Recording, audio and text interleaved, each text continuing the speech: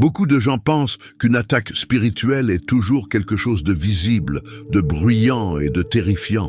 Le cinéma nous a appris que pour savoir s'il y a une présence maléfique chez soi, les portes doivent claquer toutes seules, les lumières doivent clignoter ou des ombres doivent apparaître dans le couloir.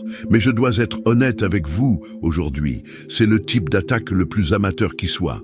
Le véritable danger, celui qui détruit des vies lentement, ne fait pas de bruit. Il ne veut pas vous effrayer, il veut s'installer. Il existe un type d'opération spirituelle silencieuse, conçue pour passer inaperçue, où l'entité ne veut pas que vous criez de peur. Elle veut juste que vous vous habituiez à sa présence jusqu'à ce que vous pensiez que le poids que vous ressentez fait partie de votre personnalité.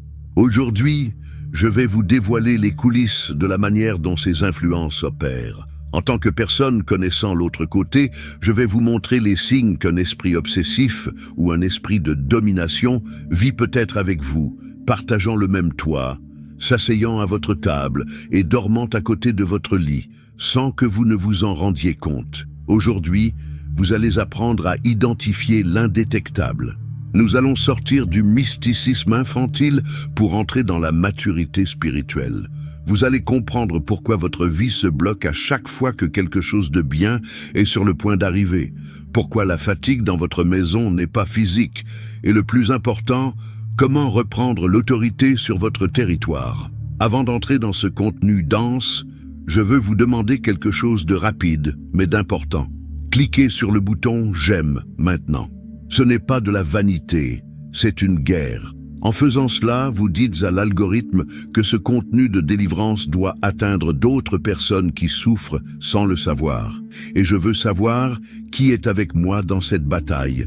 Écrivez dans les commentaires d'où vous regardez quelle est votre ville ou votre pays. C'est toujours un honneur de voir notre armée dispersée à travers le monde francophone. Si vous êtes prêts à avoir les yeux ouverts, commençons. Partie 1. Le diagnostic de l'invisible, la normalisation de la lourdeur. Pour commencer, nous devons déconstruire l'idée fausse que la plupart des gens ont sur l'oppression ou la hantise. Le plus grand signe que quelque chose de spirituel vit avec vous n'est pas le chaos immédiat, mais la normalisation de la lourdeur. Réfléchissez avec moi. Si un voleur entre chez vous en faisant du bruit, en cassant des fenêtres et en criant, que faites-vous? Vous réagissez immédiatement. Vous appelez la police, vous vous défendez, vous fuyez, l'ennemi le sait. Dans le monde spirituel, les stratégies de haut niveau ne sont pas basées sur la peur, elles sont basées sur le camouflage. Il existe des esprits dont la mission n'est pas de vous détruire en 24 heures, mais de cohabiter avec vous pendant 20 ans, drainant votre vitalité goutte à goutte. Souvent, ce que vous appelez fatigue chronique, manque de chance ou tempérament difficile est en réalité la manifestation d'une présence extérieure. Lorsque quelque chose de spirituel passe trop de temps autour de vous, il commence à sembler normal. C'est comme une odeur dans une vieille maison. Ceux qui y vivent ne la sentent plus, mais celui qui vient de l'extérieur remarque immédiatement que l'air est vicié. Vous vivez peut-être avec un colocataire spirituel si vous ressentez une fatigue émotionnelle qui ne passe pas avec le sommeil. Je ne parle pas de la fatigue physique après une journée de travail. Je parle de se réveiller déjà épuisé, de sentir que votre maison, qui devrait être votre sanctuaire de paix, est l'endroit où vous vous sentez le plus vidé. Vous avez la sensation d'être accompagné, non pas d'une manière effrayante, mais comme si vous n'étiez jamais vraiment seul dans vos pensées. Ces pensées, d'ailleurs, sont une clé importante. Vous commencez à avoir des idées, des sentiments de découragement ou d'irritation qui ne semblent pas être les vôtres, mais qui ne sont pas assez étranges pour que vous les rejetiez. Ils se mélangent à votre voix intérieure. La Bible nous avertit sur la nécessité du discernement des esprits. Et c'est là que la majorité échoue. Ils cherchent un monstre, alors que l'ennemi agit comme un parasite silencieux, se nourrissant de votre routine. Partie 2. La hiérarchie du danger, l'esprit de domination. Nous devons approfondir cela. Nous ne traitons pas ici avec des esprits errants ou des esprits farceurs. Nous parlons de quelque chose de beaucoup plus sérieux, les esprits de domination. L'objectif de ce type d'entité est territorial. Il ne veut pas seulement vous faire peur, il veut gouverner l'environnement. et pour gouverner, il doit d'abord occuper l'espace. Ils opèrent avec une autorité illégitime, mais très efficace, si elle n'est pas confrontée. Ils n'attaquent pas vite, ils sont patients, ils étudient l'environnement. Ces esprits s'installent là où ils trouvent ce que nous appelons une légalité ou des ouvertures. Cela peut être un historique familial de sorcellerie ou d'occultisme qui n'a jamais été brisé. Cela peut être des traumatismes émotionnels profonds qui ont généré une fracture dans l'âme, ou cela peut être des liens mal résolus. Ils observent. Avant d'agir, ils cartographient la routine de la maison. La phrase que je veux que vous graviez dans votre esprit maintenant est celle-ci. Ils ne veulent pas vous détruire aujourd'hui. Ils veulent décider du rythme de votre vie demain. La spécialité de l'esprit de domination est le retard. Il veut s'assurer que vous tourniez en rond. Il veut s'assurer que vos projets ne sortent jamais du papier. Il veut que l'atmosphère de votre maison soit celle d'un brouillard constant, où il n'y a pas de clarté pour prendre des décisions. Si vous sentez que votre vie est sur pause, que vous faites beaucoup d'efforts pour peu de résultats, et qu'il existe une résistance invisible dans l'air de votre propre maison, vous avez peut-être affaire à un esprit qui se considère déjà comme le propriétaire des lieux. Partie 3. La stratégie de l'attachement et la routine. Comment parviennent-ils à rester si longtemps sans être détectés? La réponse réside dans la stratégie de l'attachement ou du mimétisme. Ces esprits ne sont pas passagers. Ils cherchent l'attachement. Plus ils restent longtemps, plus ils exercent d'influence sur le comportement des personnes dans la maison. Ils se nourrissent de modèles. Ils aiment la routine et la répétition. Ils étudient vos horaires, vos déclencheurs émotionnels et vos cycles de comportement. Un esprit obsesseur intelligent ne s'annonce pas. Il s'adapte à votre style de vie. Si vous êtes une personne qui tend vers la tristesse, il va amplifier cette tristesse subtilement jusqu'à ce qu'elle devienne dépression. Si vous tendez vers la colère, il va créer des situations invisibles pour que la discorde soit constante.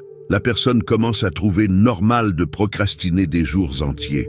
Elle commence à trouver normal de ne pas avoir envie de prier, de ne pas avoir envie de lire la Bible, de ne pas avoir envie de grandir. Vous commencez à avoir des blocages inexplicables. Vous connaissez cette sensation où vous allez faire quelque chose d'important, mais soudain un poids tombe sur vous et vous décidez de remettre à plus tard. Et ce plus tard n'arrive jamais. Ce n'est pas seulement de la paresse. Souvent, c'est une influence spirituelle qui sait exactement sur quel bouton appuyer pour vous paralyser. Il crée une croûte spirituelle autour de la personne. Avec le temps, la personne perd sa propre identité et commence à refléter la nature de l'esprit qui l'opprime. La maison devient sombre, même avec les lumières allumées. Les plantes meurent, les animaux deviennent agités ou tombent malades. Mais les humains, par manque de connaissances, disent simplement « Ah, c'est une période difficile. Le peuple périt par manque de connaissances. Ne laissez pas l'ignorance être la porte d'entrée de la destruction de votre foyer. » Partie 4. Le déclencheur de l'attaque. Quand tout commence à aller bien. Ceci est peut-être la partie la plus révélatrice de cet enseignement. Faites très attention. Beaucoup de gens me demandent « Mais si cet esprit est là, pourquoi ne m'attaque-t-il pas tout le temps ?» La réponse est simple, l'attaque réelle ne vient pas quand tout va mal et stagne. L'attaque violente vient quand vous commencez à bouger. Les esprits de domination détestent le mouvement. Ils détestent le progrès. Leur objectif est de vous maintenir au même endroit géographique, financier et spirituel. Tant que vous êtes passif, acceptant la défaite, ils restent calmes, drainant simplement votre énergie. Mais au moment où vous décidez de changer, au moment où une bénédiction arrive, ils réagissent avec fureur. Avez-vous déjà remarqué ce schéma? Vous commencez une nouvelle relation qui semble envoyée par Dieu, et du jour au lendemain, sans raison logique, des disputes absurdes éclatent et tout s'effondre. Vous obtenez un nouvel emploi ou une nouvelle opportunité d'affaires, Et soudain, vous tombez malade, ou une confusion familiale aspire toute votre énergie et vous perdez votre concentration. Vous décidez de vous consacrer davantage à Dieu et une tempête se lève dans votre esprit. Ce n'est pas une coïncidence, c'est un mécanisme de défense de l'esprit obsesseur. Si quelque chose a commencé à fleurir et, sans avertissement, a commencé à faner, ce n'est pas de la malchance. Ils attaquent dans la transition. Ils attaquent au seuil de votre victoire. Parce que si vous prospérez, si vous êtes heureux, si vous vous fortifiez, l'atmosphère de la maison va changer. Et si l'atmosphère change, remplie de la gloire de Dieu et de joie, ils ne peuvent plus habiter là. La lumière dérange les ténèbres. Donc, ils doivent saboter votre bonheur pour maintenir l'environnement confortable pour eux. Comprenez ceci, l'attaque soudaine quand vous êtes sur le point de gagner est la plus grande preuve qu'il y a quelque chose qui doit être arraché de votre vie. Partie 5. L'origine, le lien et la permission.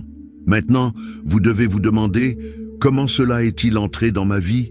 Rarement un esprit de domination surgit de nulle part. Le monde spirituel ne fonctionne pas par hasard, il fonctionne par permission, par légalité. Pour qu'un esprit habite une maison ou accompagne une personne, il doit y avoir un crochet, un lien.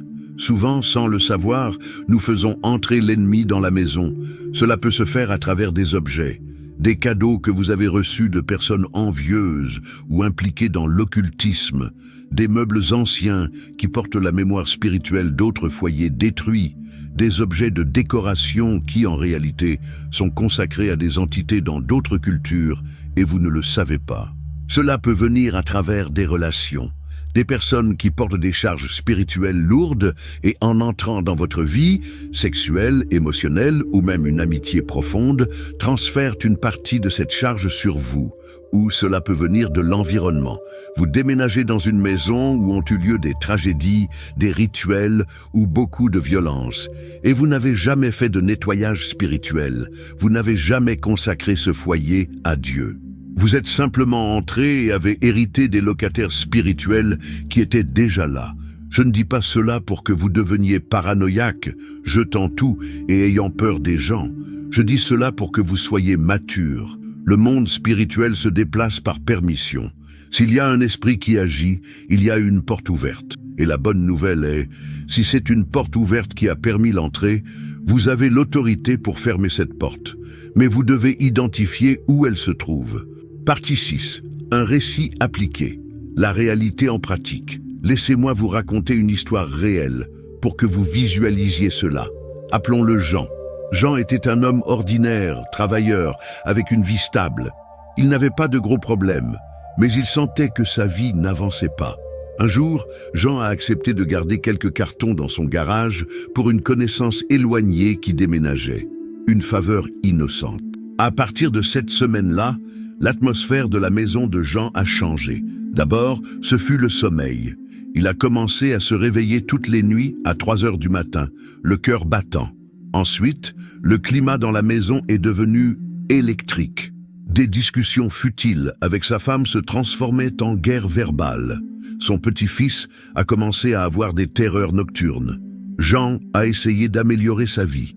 Il a tenté une promotion au travail. La semaine de l'entretien, sa voiture est tombée en panne. Il a fait une crise d'allergie qu'il n'avait jamais eue auparavant et a raté sa chance.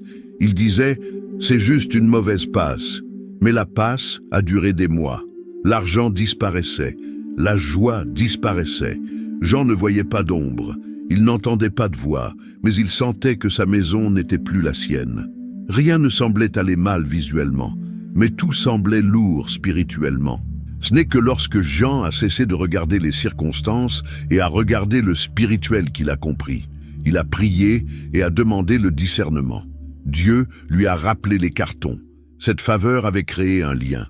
En enquêtant, il a découvert que cette personne était impliquée dans des pratiques de sorcellerie lourdes. Ces cartons étaient un autel caché. Jean n'a pas eu besoin de se battre avec le diable en criant.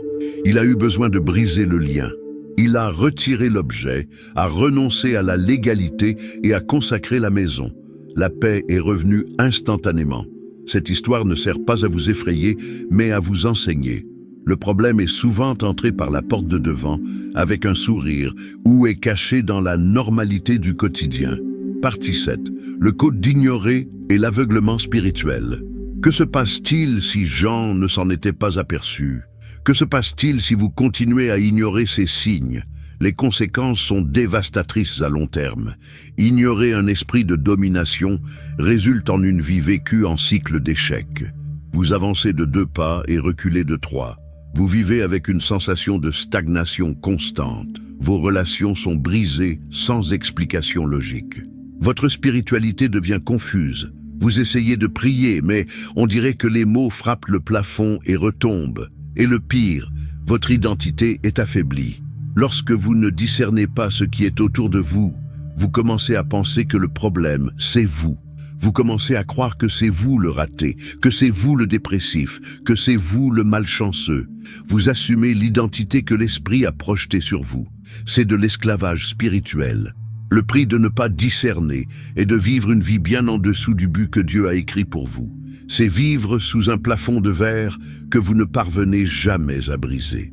Partie 8. Le chemin de la délivrance. Observer et nettoyer. Alors, comment sortons-nous de cela? Le premier pas n'est pas de lutter désespérément. Le premier pas n'est pas de crier.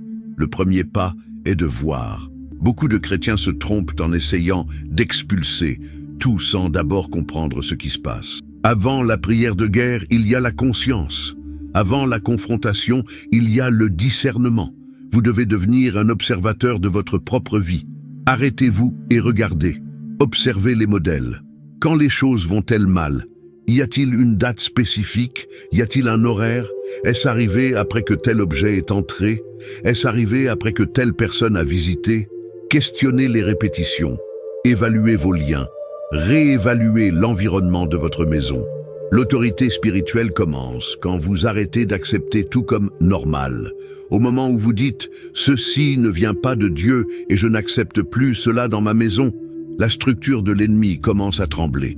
Vous devez faire un nettoyage. Nettoyage physique. Organisez votre maison, jetez ce qui est cassé, ce qui est sale, ce qui est lié au passé occulte. Et nettoyage spirituel. Se repentir des péchés.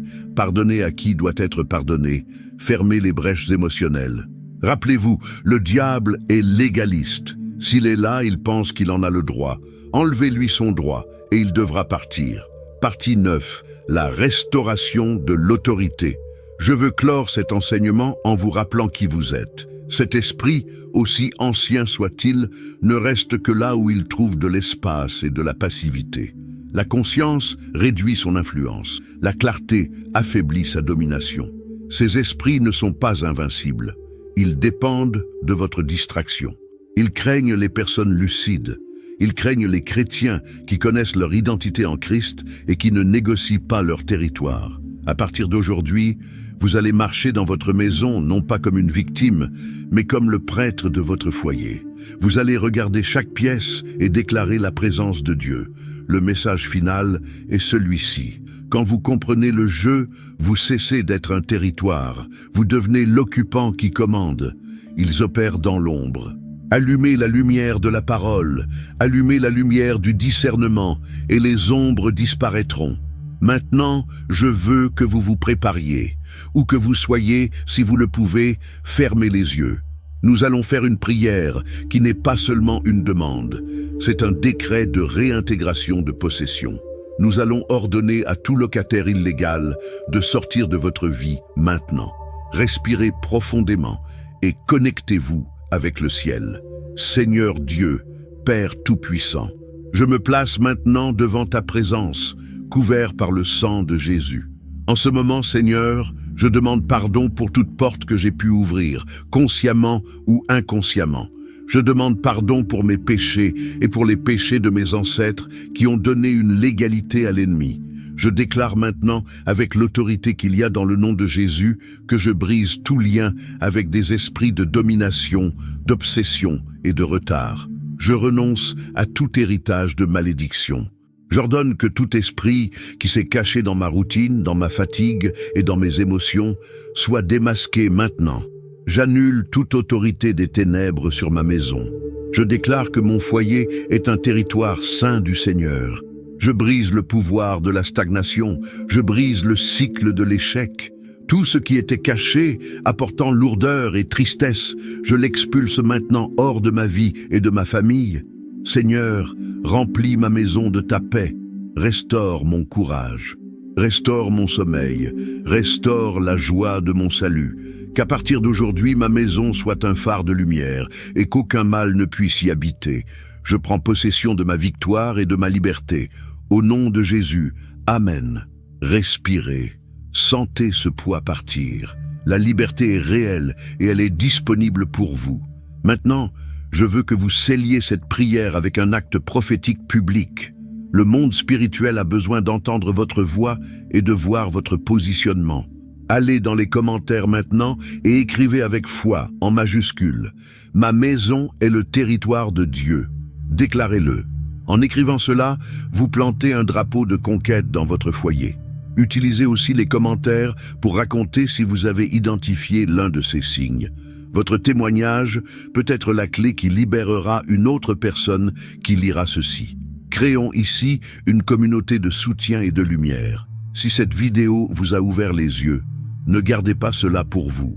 Abonnez-vous à la chaîne et activez la cloche, car ce que j'enseigne ici, vous ne l'entendrez pas dans des endroits qui ont peur de dire la vérité. Partagez cette vidéo avec quelqu'un que vous sentez vivre cette lutte silencieuse. Vous pouvez être la réponse de Dieu pour la vie de cette personne aujourd'hui. Restez ferme, restez vigilant. Et rappelez-vous, vous n'êtes pas la proie, vous êtes le guerrier. On se voit au prochain rendez-vous. Restez dans la paix victorieuse.